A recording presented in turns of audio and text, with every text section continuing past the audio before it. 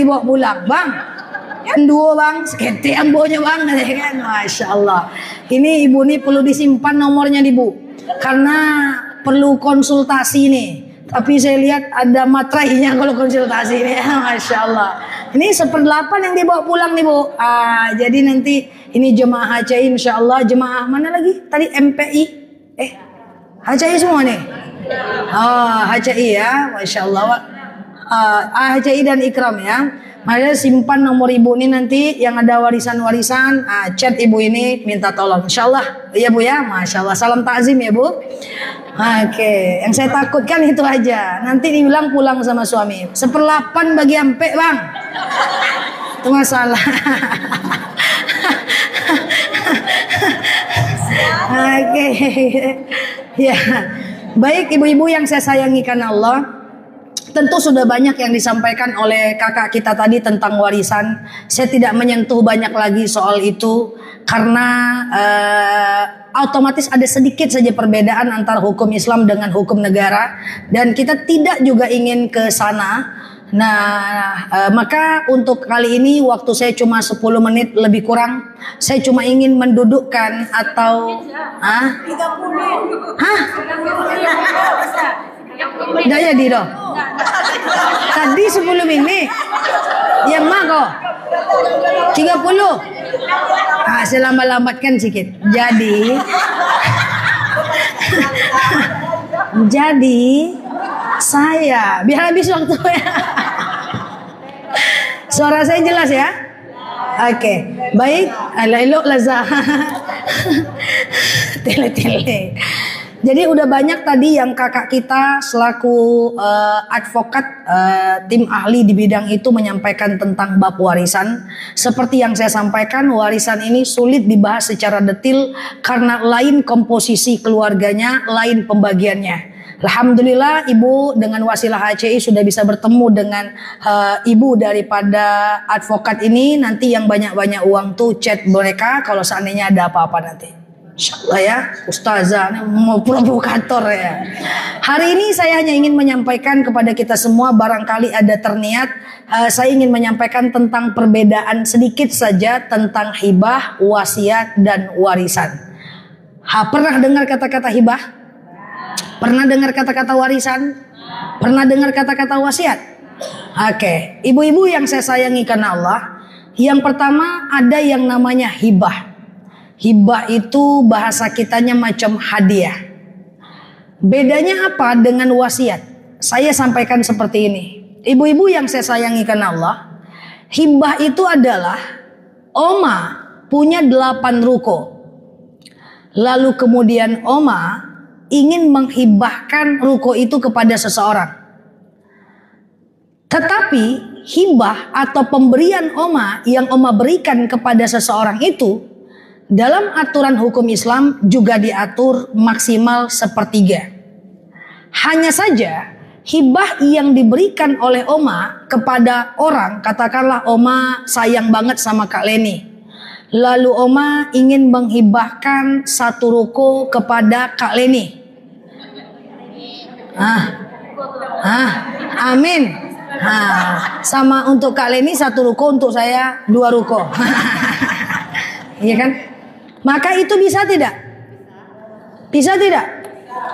Bisa. Tapi kepemilikan hibah itu udah bisa dimanfaatkan oleh Kak Leni walaupun oma masih hidup. Sampai sini Pak? Kalau anak-anaknya tahu bisa. Tunggu loh. Oke. Takut dia ya. Iya baik. Baik, ibu-ibu yang saya sayangi karena Allah, hak hibah ada pada oma, tetapi itu semua tidak boleh seluruhnya. Dia maksimal cuman 1/3 harta, demikian juga dengan wasiat. Suatu ketika Rasulullah ditanya oleh sahabat, "Ya Rasulullah, saya cuma punya 1 anak perempuan. Bolehkah saya sedekahkan semuanya karena anak saya sudah mapan?" Maka Rasulullah berkata, "Jangan dulu." Bolehkah 50%? Rasulullah bilang tunda dulu. Bolehkah 2/3? Rasulullah bilang jangan dulu. Bolehkah 1/3? Rasulullah bilang boleh dan itu udah cukup banyak. Lebih baik meninggalkan harta warisan untuk anak kandung yang berhak mendapatkan warisan dan dia kaya daripada macam hibah ke orang lain. Anda jadilah batal. Anda jadilah batal. Astagfirullah. Oke. Tapi boleh nggak? Boleh nggak? Boleh, tapi begini kasusnya yang sering banyak terjadi. Oma menghibahkan satu ruko kepada Kak Leni, tapi pakai mulut aja. Misalnya nih ya, pakai mulut aja nih. Kak Leni, karena kakak ini kayaknya susah kali hidupnya. Dan udah jaga saya Kak Leni gitu kan. Dari wajah-wajahnya makin lama makin susah ya nampaknya. Maka nanti Kak Leni nanya, lewat ma pulang beko saja deh. Maka Oma pengen hibahkan satu ruko lah sama Kak Leni. Cuma banyak orang tak pakai ilmu dia. Dia hibahkan pakai mulut saja. Ini Kak Leni udah. Tidak ada ngurus surat. Ya, tidak ada ngurus surat perpindahan nama, tidak ada ngurus surat hibah, tidak ada pernyataan bahwa hibah itu udah terjadi. Maka negara kita negara hukum.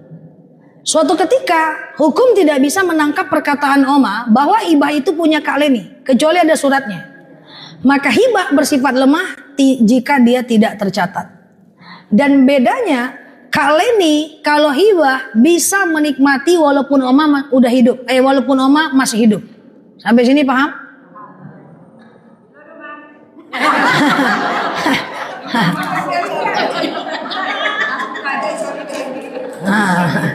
Oke, paham ya?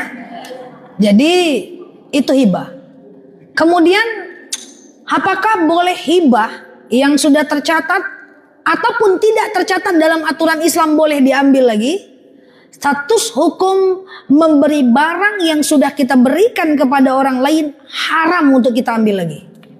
Tercatat atau nggak tercatat dalam hukum Islam haram.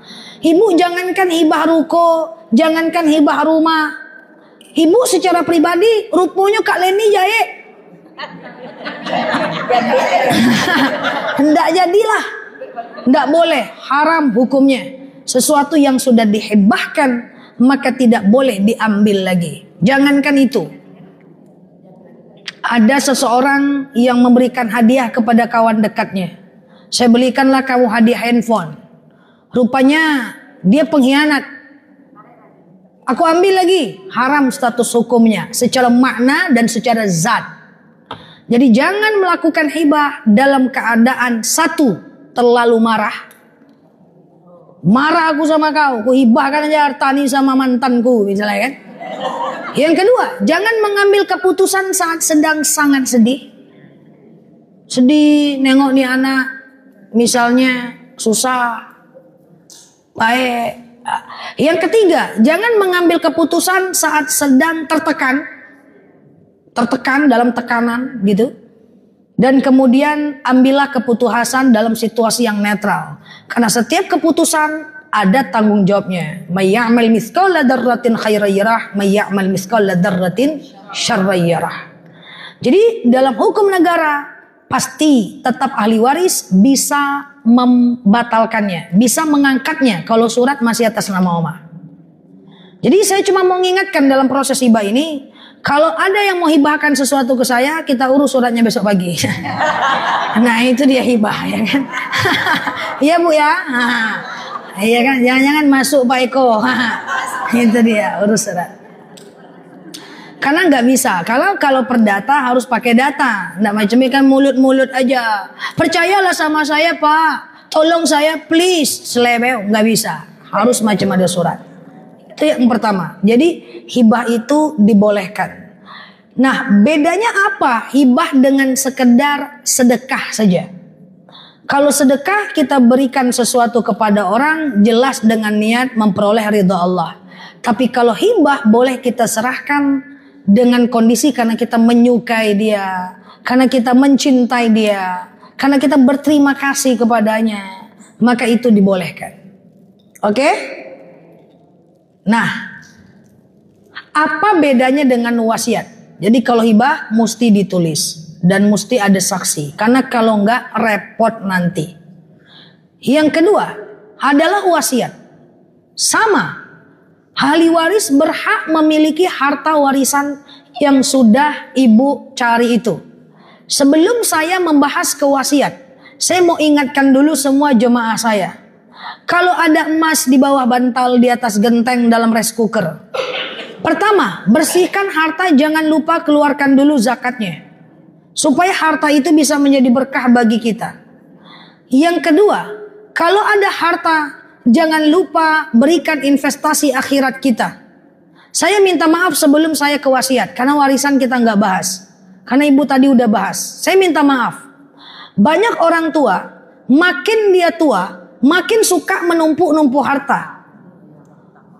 Untuk apa dikumpulkan emas nih mak? Nanti kalau mak sakit, ndak nyusah-nyusahin anak lagi. Ada biaya rumah sakit, anak tinggal merawat ajanya. Udah sakit, yuk mak ke rumah sakit. Ndak sakit doh, ndak apa-apa doh. Udah hampir sakaratul maut, yuk mak ke rumah sakit. Ndak doh, sehat ajanya, tahu-tahu meninggal. Maka warisan untuk anak, betul? Maka bu, sebelum saya lanjutkan bu, boleh ibu menabung, menumpuk harta, tapi bersihkan, keluarkan zakatnya. Itu prinsip yang pertama. Hitung nanti tabungan ibu semua, keluarkan 2,5%. Kalau 1 miliar berapa? 25 juta. Hitung Bu Rita. Lah, Ustazah Mari Arya. Kalau ibu ada emas, udah di atas 85 gram emas, keluarkan zakat 2,5%. Bersihkan. Jangan sampai harta kita menjadi nanti membuat kita menjadi lebih celaka nantinya.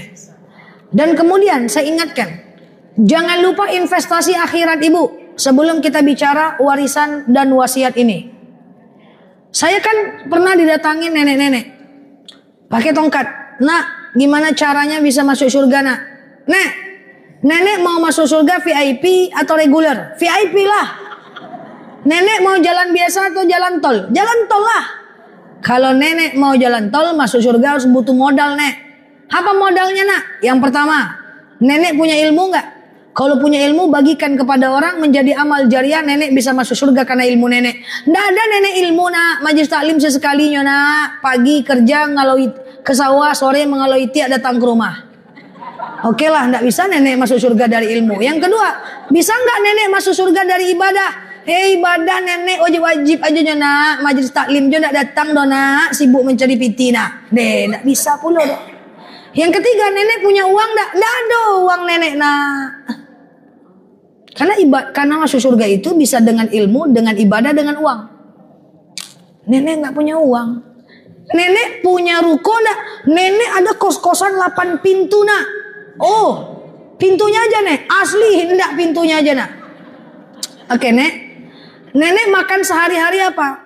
Nenek makan steak enggak teluk nenek makan steak dona, gigi enggak ada leh. Makan burger enggak sanggup nenek nak. Terus apa makan nenek? Bubur ayamnya nak. Nah nek, kalau untuk makan bubur ayam enggak perlu nenek punya kos-kosan 8 pintu. Nenek jual 2 pintu bangun masjid nek. Sisakan 6 pintu untuk warisan anak-anak nenek. Kata Allah, man bana lillahi masjidan banallahu bihi baitan fil jannah. Siapa yang bangun masjid di dunia, Allah akan buatkan untuknya rumah di surga. Mutlak itu. Ketika nenek masuk surga ditanya malaikat, mau kemana nek? Itu rumahku di dalam malaikat. Masya Allah. Maka sebelum kita ke warisan, ibu-ibu jangan lupa investasi akhirat. Kalau punya emas 2 kilo, jual 500 gram, bangun masjid. Kalau punya emas 3 kilo, jual 1 kilo, bangun masjid. Saya sering bilang ke mak saya, mak, uang yang mak punya jangan tidak harus mak tinggalkan untuk kami.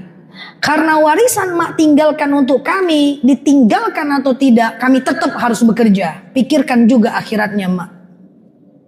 Dan sekarang mak udah gak ada kebutuhan udah dari anak-anaknya semua tercukupi. Tapi masalahnya kan dari muda mak mungkin punya tabungan, punya aset. Saya sering bilang, bila perlu jual, bangun masjid. Karena anak ditinggalkan dia tetap harus bekerja, betul? Jadi ini pesan saya sebelum ke istri 1/8 tadi. Nah, zakat keluarkan dulu, Ya, kemudian investasi akhirat kita jangan lupa. Baru kemudian kita ke hibah, sebagian harta kita dan ke wasiat. Apa pula bedanya dengan wasiat? Wasiat itu kalau hibah, tadi Kak Leni bisa menikmati walaupun Oma masih hidup, betul? Tapi kalau wasiat, intinya tunggu Oma meninggal dulu. Nah, jadi gini, len, iya. Ini ada ruko. Karena Leni ini baik sama Oma. Oma mau mewasiatkan ruko ini buat Leni. Tapi sebagian pendapat ulama mengatakan macam wasiat tetap mesti sepertiga dan kemudian tidak dianjurkan kepada ahli waris kecuali mereka menyetujui. Nah, ditulislah surat. Lalu kemudian wasiat hanya bisa dinikmati kalau Oma sudah meninggal. Hak pakai, hak jual, hak sewa hanya bisa dinikmati kalau Oma sudah meninggal. Maka wasiat ini agak susah, dia nunggu kita meninggal dulu. Kapan lah nih, ya kan? Nah, seandainya ruko tadi disewa, kalau dia hibah, Kak Leni udah bisa menikmati, Oma. Seandainya ruko tadi dikasih ke Kak Leni, dia udah bisa menjualnya saat Oma hidup. Itu hibah. Tapi kalau wasiat, dia hanya bisa dinikmati saat Oma sudah tidak ada. Dan ingat, perbedaannya lagi adalah hibah boleh dilakukan kalau Kak Leni pun kalau Kak Oma nggak ngerti soal harta, nggak ngerti soal keuangan, dia mau ngasih aja boleh. Tapi kalau wasiat, dia mesti orang yang sempurna, dia mesti mengerti secara akal, dia mesti ngerti secara fakta dan data. Karena ingat, warisan memperkaya ahli waris lebih baik daripada memperkaya orang lain dalam dalil yang tadi saya bacakan. Jadi sebagai penutup saya meninggalkan beberapa PR untuk ibu. PR yang pertama, catat hartanya, keluarkan zakatnya dulu. Baik emasnya maupun ruko-rukonya, hasil sewa ruko, tabungan, hasil jualan, seterusnya. Yang kedua, persiapkan amal jariah kita. Bila perlu kita wakaf masjid, wakaf. Bila perlu kita ada punya tanah 8 kapling, udahlah. 1 kapling udahlah untuk pembangunan masjid. Iya kan? Paham maksudnya nih? Apalagi 88 kapling, banyak kali pula. Ya kan? Kalau ibu punya rumah kos-kosan 10 pintu, jual pintunya. Jual 2 pintu, bangun masjid. Persiapkan nih akhirat kita. Warisan yang kita tinggalkan sebentar aja, kalau mereka nggak ngerti habis itu. Ya, sebentar aja habis itu. Ya. Makanya jangan meninggalkan anak-anak dalam keadaan lemah. Ya. Kemudian selanjutnya baru ibu hibahkan, ibu wasiatkan, dan ujungnya nanti ibu wariskan. Demikian dari saya, karena akan ada acara berikutnya, kita tutup dulu. Semoga kehadiran ibu di sini dapat membawa berkah buat kita. Gas aja, gas. Kakak bangkit aja. Kakak bangkit aja. Kakak berdiri aja. Oke. Ya, instruksinya pemimpin doa, ada yang 10 menit, ada yang 30 menit. Itu masalah. Nanti ibu tahu kenapa instruksinya 2. Itu nanti ntar lagi tahu. Oke. Tahu nih. Maaf Ibu, karena Sabtu kemarin miladnya Ibu Ketua kita, jadi kebetulan dia kan tidak datang. Jadi hari ini kita minta doa kepada Ustazah Nela. Karena kita jam 11 sudah mengeluarkan ada yang bernamaj tepat waktunya. Jadi kami mohon maaf ya Ibu ya, mungkin tanpa sepengetahuan Ibu, jadi kita minta doa kepada Ustazah untuk insyaallah ketua kita dimurahkan rezekinya, dipanjangkan umurnya. Amin. Dan berkah semuanya. Pokoknya doa terbaik untuk semuanya Ibu ya. Amin. Ya, lanjut saja. Iya. Jadi ceritanya Ibu Yuliawati Soleh ulang tahun. Masya Allah. Ke 15. Nggak usah pakai umur lagi. Kita kayak orang barat aja lah, pakai umur ya kan Kak? 15 tahun. Nah, kita doakan karena kita tahu Ibu Ketua kita nih orang baik, betul? Orangnya amanah, betul? orangnya lembut hatinya, betul? Dan senyumnya cobalah tengok tuh. Masya Allah ya. Kita doakan semoga panjang usia Ibu Yulinya ya. Amin Allahumma amin. Ala hazihi niyah al-Fatihah.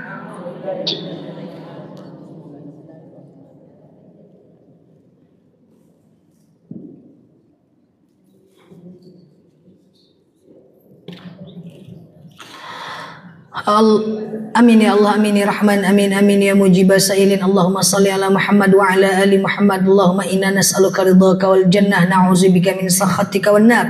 Allahumma inna nas'aluka salamatan fi dinina, afiyatan fi jasadina, ziyadatan fi ilmina, barakatan fi rizqina, taubatan qabla al-maut, rahmatan indal maut, maghfiratan ba'dal maut. Allahumma hawwin alaina fi sakaratil maut, najatan minan nari wal afwa 'indal hisab. Allahumma antas salam minkas salam wa ilaika ya'udus salam, fahina rabbana bis salam wa dakhalnal jannata darus salam, tabarakta rabbana wa ta'alaita ya hadzal jalali wal ikram. Allahumma inna na'udzu bi kalimatillahi tammati min syarri ma khalaq. Allahumma inna na'udzu bi kalimatillahi tammati min syarri ma khalaq. Allahumma rabbana hab lana minas salihin. Allahumma rabbana hab lana minas salihin. Allahumma inna na'udzu bika minal hammi wal hazan, na'udzu bika minal ajzi wal kasal, na'udzu bika minal jubni wal bukhli, na'udzubika min ghalabati daini wa qahar rijal. Allahumma khususan ila ukhtina Yuliyawati Saleh. Allahumma anzil rahmataka wa maghfirataka wa salamuka wa sihataka wal afiyata wal barakatuka fi umriha ya rabbal alamin. Allahumma khususan ila ukhtina Yuliyawati Saleh. Allahumma anzil rahmataka wa maghfirataka wa salamuka wa barakatuka sihataka ilaiha ya rabbal alamin. Allahumma khususan ila ukhtina Yuliyawati Saleh. Allahumma anzil rahmataka wa maghfirataka wa salamuka wa barakatuka fi umriha ya rabbal alamin. Allahumma khususan ila hadhil jamaah. Allahumma anzil rahmataka wa maghfirataka wa salamuka wa barakatuka ilaina ya rabbal alamin. Allahumma rabbana yassir alaina umurana wa la tu'assir alaina umurana ya rabbal alamin. Allahumma inna na'udzu bi kalimatillahi tammati min syarri ma khalaq. Innal ladzi farada 'alaikal qur'ana la radduka illa ba'da. Allahumma nawwir qulubana bitilawatil Quran, tabbis aqdamana binuril Quran. Allahumma ansur ikhwanana mujahidina fi Palestin. Allahumma ansur ikhwanana mujahidina fi Iraq. Allahumma ansur ikhwanana mujahidina fi Mesir. Allahumma ansur ikhwanana mujahidina fi Indonesia ya rabbal alamin. Allahumma istajib du'ana ya Allah, sajib du'ana ya Rahman ya Rahim ya mujibah sa'ilin. Allahumma salli ala Muhammad wa ala ali Muhammad. Subhana rabbika rabbil izzati amma yasifun, salamun alal mursalin, alhamdulillahi rabbil alamin. Mari Bu, izin, Allahu a'lam bishawab. Assalamualaikum warahmatullahi wabarakatuh.